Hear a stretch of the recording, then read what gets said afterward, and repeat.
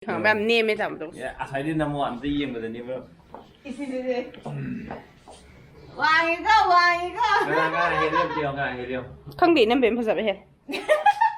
ถนนมันจะเกี่ยวกับมุขงกันแล้วกันเนี่ยได้แล้วไหมมา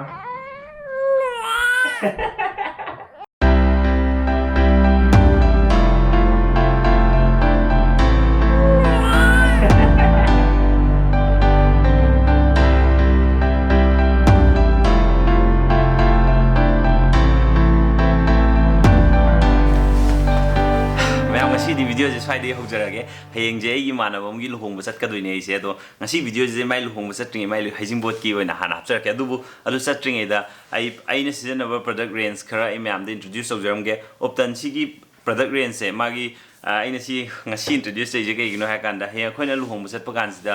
luhong basat lam dai da face wash to facial to parlor da ga chat laga tong na ba myam dum tong nei ji kan ni nu pas loin tong nei ai ju to gre ai ju parlor da ni rek chang ga face ke ga to gre go aro 700 te na dum 1200 minus range so minus am sound le aro hoji ki hai ba wow skin science ki uptan gi makhoi gi range se sigi aina season ri ba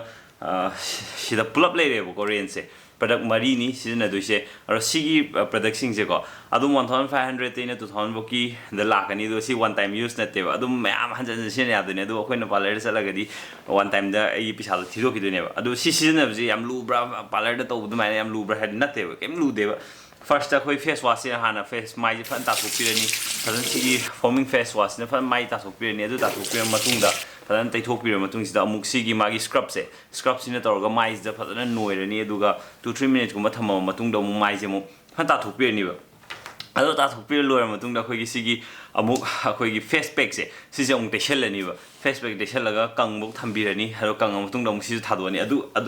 loi re ha ga na sai gi serum je sigi uptan gi serum de si ong season na bo si season na matung dang sai gi si ahamba sigi uptan gi sigi serum de season na kan da ahamba season na mi de kitang sari to what maina phau be but adu loira kan da mai ji kyam nungai yam tang ying bio season na ga ai season na ko top range sina taba top range me amam so ai try to krema ma'am लोरे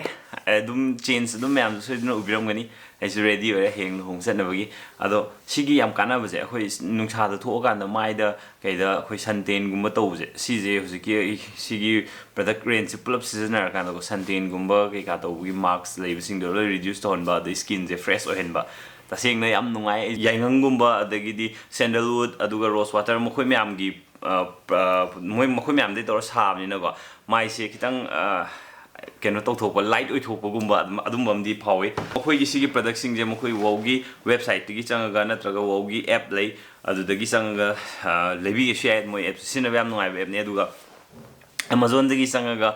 लेगे share Amazon दगी ना delivery खर थुबने ma'am आइदी Amazon prefer तवे आइना लेबि खैसे Amazon दे ngakta लेगो अदुगा मखोइगी product सिंजे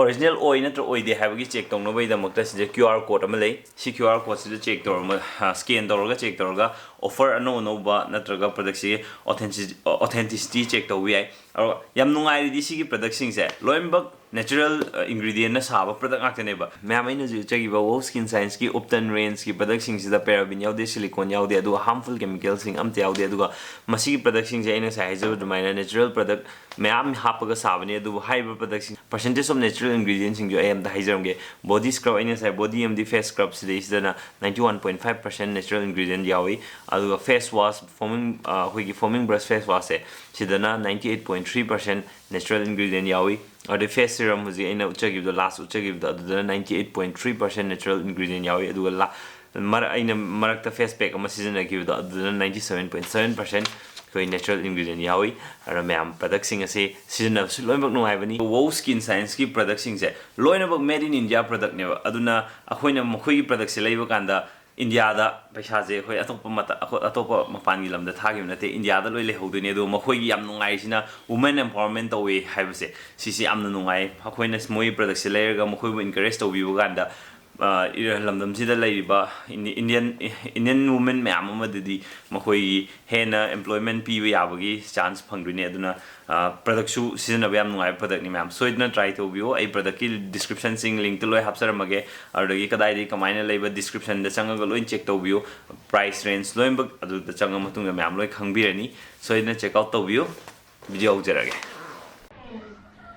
nang thanam dore khangbra ha nang ni ngai dore ja abimo ni ngai to kha phagre ja makhong ga thilakani um ko ai si thanam ma chakke ba ko makhong ga thilakani chale abima ai chale ko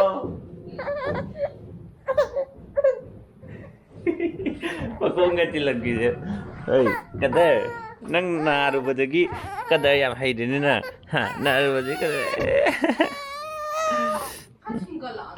naru badagi ma kada yam haire ha baje naru badagi kada herba ha lamo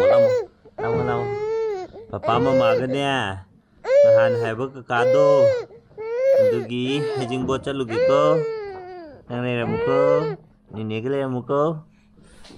mama jing asi dinya khungop te ondharak tu ni ko cái tay vô hiểu không? 저 시즌에 아까 저기 기다리는 네가 이제 뭐 콩 같은데는 막라 그니 간단하래 뭐 니네가 하는 거노 네가 했던 거노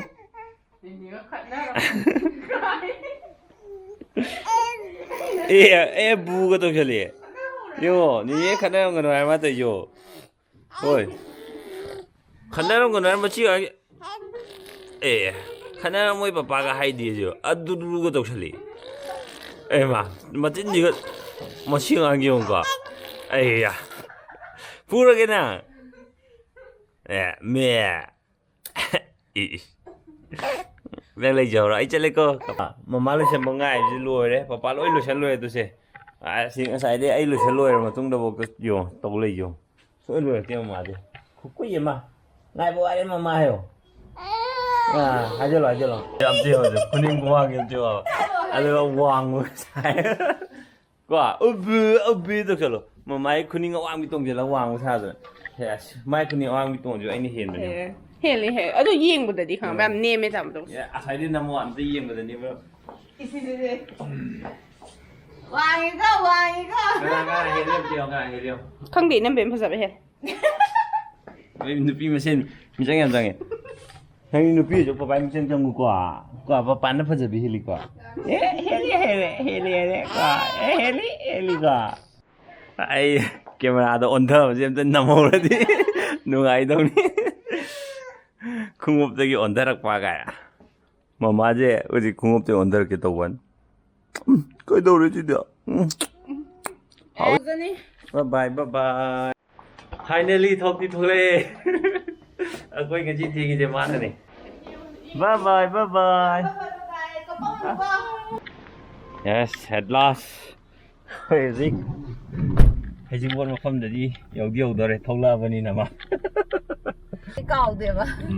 ri bani wai sanar lak pa da ko aseng bai di Quaitel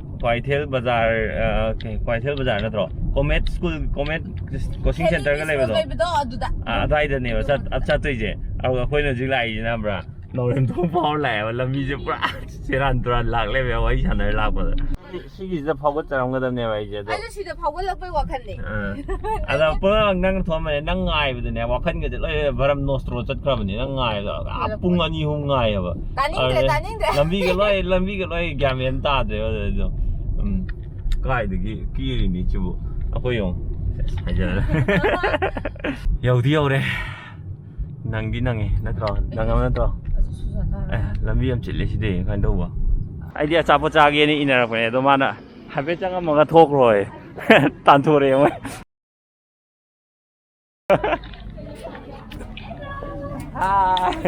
kai no tai di ngasai la photo de support ki ka loi sa thwe ko han do re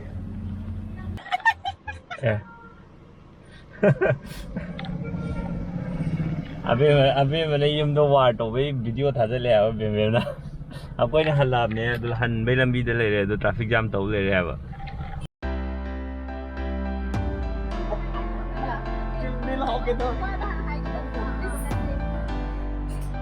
अबे मैं तुम करो बा माँ तुम बहुत ले रहे जा आया मैडम या मुए Nah, capung kami apa ni? Macam tu pergi. Tu mama sampai mau tu. ว้าว Đây đang.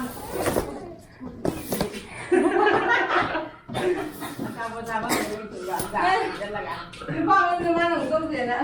ลูกป้าเป็นเรื่องเก่งขึ้นเลยเก่งขึ้นเลยเราพูดเราก็ดูเรื่องเลยเราจะใส่หันสังถุงไปมาตะมงย่อเลยเฮ้ยแมวแมวแมวแมวเฮ้ยนักคงจีฉันทางกันเลยจะชี้อิงไว้ดูใช่ชี้อิงไว้ดูนักคง